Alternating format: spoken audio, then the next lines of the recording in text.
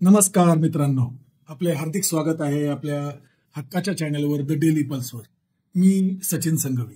मित्रांनो, माझा समज आहे की सैन्य पायावर नाही पोटावर चालते। हा आपला भारत देश आहे, त्याचे आपण सैन्य आहोत, जे देशाला कायम पुढे ठेवतात।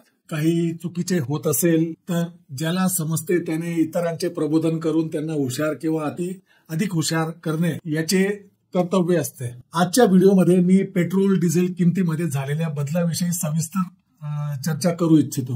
विशेषतः आंतरराष्ट्रीय कच्च्या तेलाच्या किमती कमी असतानाही आपल्या देशात इंधनाच्या दरांमध्ये वाढ का झाली आहे हे समजून घेण्याचे प्रयत्न करूया। आज 7 एप्रिल 2025 ला जेव्हा मी ही स्क्रिप्ट लिहिली तेव्हा ब्रेंट क्रूड तेलाची किंमत प्रति बॅरल 60 रुपये इतकी नोंदवली गेली आहे। गेल्या काही महिन्यात आंतरराष्ट्रीय बाजारपेठेत कच्च्या तेलाच्या किमतीत घट झाली आहे, ज्यामुळे इंधनाच्या किमती कमी होण्याची अपेक्षा होती। मात्र आजच केंद्र सरकारने पेट्रोल आणि डिझेलवरील उत्पादन शुल्कात प्रति लिटर 2 रुपयाची वाढ जाहीर केली आहे। या वाढीनंतर पेट्रोलवरील उत्पादन शुल्क ₹13 प्रति लिटर आणि डिझेलवरील उत्पादन शुल्क म्हणजे एक्साईज ड्युटी प्रति 10 रुपये लिटर असे झाले आहे। आता सरकार म्हणत आहे इंधनाच्या किमतीवर याच्या अंतिम ग्राहकाला याचा काहीच परिणाम होणार नाही, पण ते अक्षरशः खोटं बोलत आहेत। तेल कंपन्यांनी जाहीर केले की या उत्पादन शुल्क वाढीचा भार ते स्वतः उचलतील आणि ग्राहकांवर किमतीचा वाढ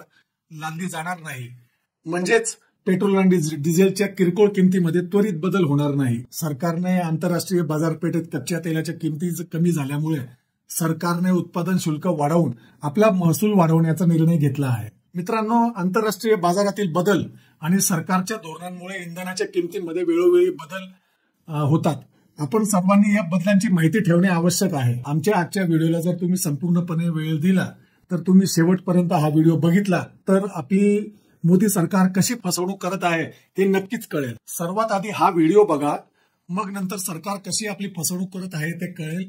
कारण मी आपला डिझेल व पेट्रोलचा दर ऍक्च्युअली कसा असतो ते सांगणार आहे। त्याशिवाय आपणास कळणार नाही कि आपली फसवणूक कशी केली जात आहे मोदी सरकार द्वारे।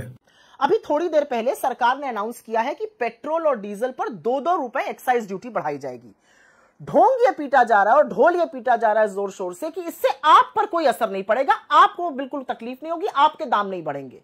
ये आपको बरगलाया जा रहा है, आपको बेवकूफ बनाया जा रहा है। दाम बढ़ने तो छोड़ दीजिए, आपके दाम घटने चाहिए थे, जो तथ्य सरकार आपसे छुपा रही है। ध्यान से देखिए, अप्रैल 2025 मतलब आज क्रूड ऑयल का दाम 60 रुपए प्रति बैरल है। एक साल पहले अप्रैल 2024 को इसका दाम $86 प्रति बैरल था। एक साल में क्रूड ऑयल में गिरावट हुई है $26 प्रति बैरल की। $26 प्रति बैरल एक साल में क्रूड ऑयल का दाम 86 से गिरकर 60 हो गया है। लेकिन क्या आपके पेट्रोल और डीजल के दाम कम हुए हैं? बिल्कुल नहीं। नियम तो यह है कि जब वैश्विक मार्केट में क्रूड ऑयल का दाम बढ़े तो आपके दाम बढ़ेंगे, जो होता है। लेकिन जब ये दाम घटे तो इसका फायदा आपको होना चाहिए, लेकिन फायदा आपको नहीं होता है क्योंकि मोदी सरकार मुनाफाखोरी में लग जाती है। अब जब क्रूड ऑयल सस्ता हुआ आपको इसका फायदा नहीं होगा, सरकार एक्साइज ड्यूटी बनाकर अपनी पॉकेट अपनी जेबें भरेगी। असलियत तो यह है कि यह $60 प्रति बैरल 2021 के बाद सबसे निचले स्तर पर है, लेकिन इसका फायदा आपको नहीं मिलेगा। उल्टे एलपीजी के दाम 50 रुपए बढ़ा और दिए गए। एक जमाना वो था मनमोहन सिंह जी की सरकार में जब क्रूड ऑयल $150 प्रति बैरल पर होता था और 70-75 में पेट्रोल बिकता था, और आज जब क्रूड ऑयल 60 पर है तो आप पेट्रोल लगभग 100 रुपए प्रति लीटर पे खरीद रहे हैं। यह है असलियत मोदी सरकार की, यह है इनकी मुनाफाखोरी। आता आपण हा व्हिडिओ बघितला। आज आपण पेट्रोलच्या किमतीची रचना समजून घेऊया, ज्यामध्ये कच्च्या तेलाच्या किमतीपासून ते अंतिम ग्राहकांना मिळणाऱ्या दरापर्यंत सर्व घटकांचा कसा विचार केला जातो।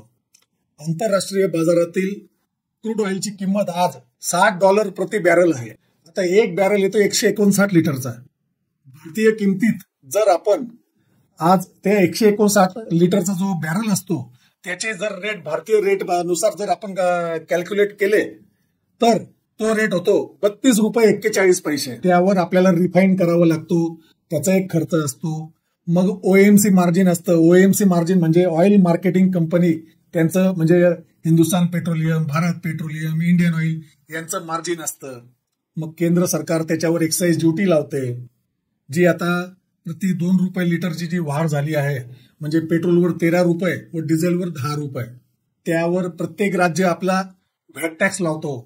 मग त्यावर डीलर कमिशन जोडले जाते. तर आता आपण हे संपूर्ण कॅल्क्युलेशन कसे केले जाते त्याची आपण एक पूर्ण समराईज बघू. कच्च्या तेलाची किंमत भारतीय रुपयात 32 रुपये 41 पैसे प्रति लिटर होते. त्यावर रिफाईन खर्च म्हणजे शुद्धीकरण त्याचा करण्याचा खर्च 3.5 रुपये पर लिटर असतो. ओएमसी नफा म्हणजे ऑइल मार्केटिंग कंपनीचा जो नफा असतो तो प्रति लिटर 2.5 रुपये असा असतो. त्यावर एक्साईज ड्युटी म्हणजे जर आपण आज पेट्रोलचा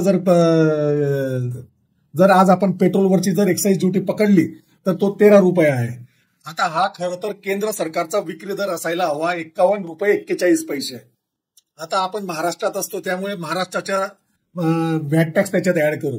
51 रुपये 41 पैसे हा केंद्र सरकारचा दर, त्यावर 26% महाराष्ट्र सरकारचा व्हॅट टॅक्स व 10 रुपये 12 पैसे हा एवढा त्याच्यावर अतिरिक्त टॅक्स असा सर्व मिळाला तर 26% जो होतो तो 13 रुपये 36 पैसे व 10 रुपये 12 पैसे जो अतिरिक्त टॅक्स असा मिळून होतो 23 रुपये 48 पैसे हा महाराष्ट्र सरकारचा टॅक्स. त्याच्यावर डीलर कमिशन 3.5 रुपये जोडले जाते म्हणजे 51 रुपये 41 पैसे, त्यावर 23 रुपये 48 पैसे, त्यावर 3.5 रुपये असा एकूण आजची जर पेट्रोलची ओरिजिनल किंमत जर तुम्ही काढायची म्हटली तर 78 रुपये 39 पैसे एवढाच होतो. जे महाराष्ट्रात सध्याचा दर जर तुम्ही बघितला तर तो 103 रुपये 50 पैसे आहे.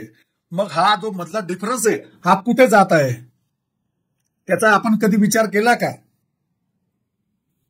आता इथे मी एक सांगू इच्छितो, वरील कॅल्क्युलेशन मध्ये फक्त 2 ते 3% वरती प्लस किंवा मायनस फरक पडू शकतो. आता आपण डिझेलच्या किमतीची रचना समजून घेऊया, ज्यामध्ये कच्च्या तेलाच्या किमतीपासून ते अंतिम ग्राहकांना मिळणाऱ्या दरापर्यंत सर्व घटकांचा विचार केला जातो. वर सांगितल्याप्रमाणे आंतरराष्ट्रीय बाजारात क्रूड ऑइलची किंमत $60 प्रति बॅरल आहे. आता भारतीय रुपयात जर त्याचे रूपांतर केले तर तो 32 रुपये 41 पैसे प्रति लिटर पडतो.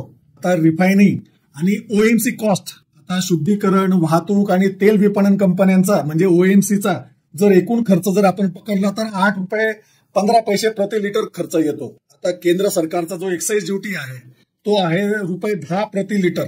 आता महाराष्ट्र सरकारचा जो व्हॅट येतो तो याच्यावर 24% आहे व 3 रुपये प्रति लिटर अजून अतिरिक्त उपकार त्यांनी लागू केला आहे.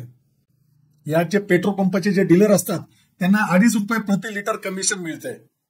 आता जर आपण एकूण सर्व वरचे कॅल्क्युलेशन केले तर कच्च्या तेलाची किंमत 32 रुपये 41 पैसे, त्याचं रिफायनिंग आणि ओएमसी खर्च 8 रुपये 15 पैसे, एक्साईज ड्युटी 10 रुपये, असा केंद्र सरकारचा अंतिम दर होतो 50 रुपये 56 पैसे. त्या 50 रुपये 56 पैशावर 24% महाराष्ट्र सरकारचा व्हॅट टॅक्स व 3 रुपये अतिरिक्त टॅक्स असा मिळून तो होतो व डीलर कमिशन 2.5 रुपये प्रति लिटर म्हणजे आता अंतिम किंमत होते 50 रुपये 56 पैसे प्लस त्याच्यात 15 रुपये 13 पैसे हा महाराष्ट्र सरकारचा टॅक्स, डीलर कमिशन 2.5 रुपये म्हणजे ऍक्च्युअल त्याची बाजार मूल्य यायला पाहिजे 68 रुपये 19 पैसे.